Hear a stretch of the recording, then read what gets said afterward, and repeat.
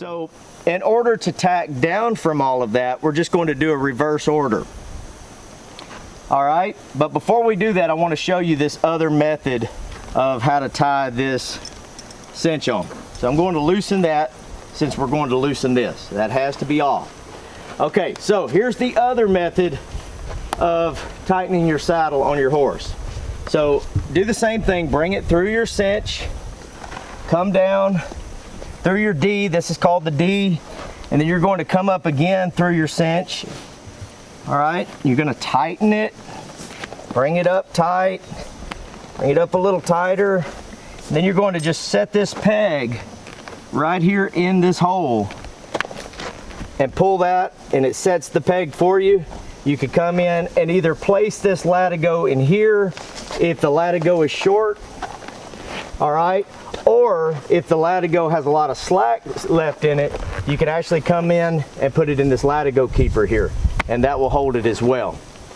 Now let's go from that to how to adjust your stirrups. The stirrup length is really important for your leg length, for your stability as a rider. You need to have your stirrups set properly. Now, my rule is that whenever I sit up in the saddle and if I stand in my stirrups, I should have about 2 inches to 3 inches between the seam of my pants, right in the middle of my pants, between that and the seat of the saddle, okay? So if you have to adjust this, here's how you do it on this particular style of saddle. So if you look over here, underneath the fender, you have what's called a slide here. And you have all these different options, all these holes. You can go from really short stirrups all the way down to really long stirrups. And it's a really easy way to adjust that. All you have to do is pull the slide up, and then these little pegs just pop right out of these holes. And then you can bring that down to whatever level you want, and then just slide that slide right back down over it. It locks it in for you, and you're ready to go. Okay, now let's go over how to take the saddle off. All right, so tacking down, we're going to remove all of the parts of the saddle first before the cinch. The cinch comes off last. So if I had a tail crooper, I'd take the tail crooper off, then I'd take the breast collar off, then I would remove my rear cinch, and then I would come in and take my my cinch off, my latigo off my cinch as the last part. So if it's used with the peg, you're just going to pull up on this, push that peg down, pull that first part out, second part, let that cinch hang underneath. And now here's an important part of this, okay? How to tie your latigo back on for transport when you take it off your horse.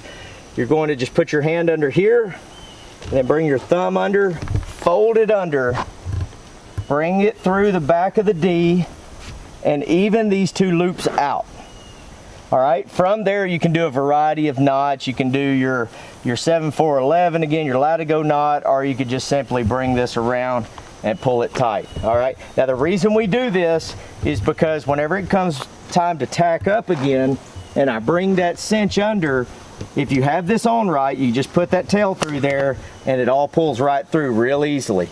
So I'm going to go ahead and tie that back on, and then we're going to go to the other side and put all of our rigging back where it belongs.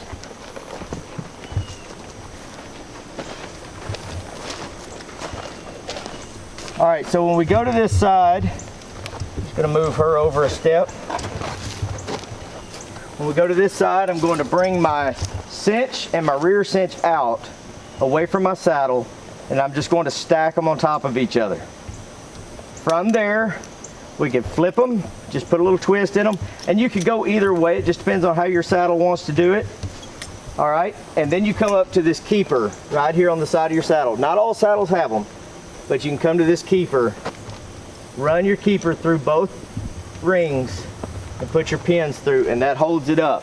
The point of this is so that whenever you're carrying your saddle from your horse back to your tack room or back to your saddle rack, you're not dragging all of your equipment through the dirt, mud, gravel.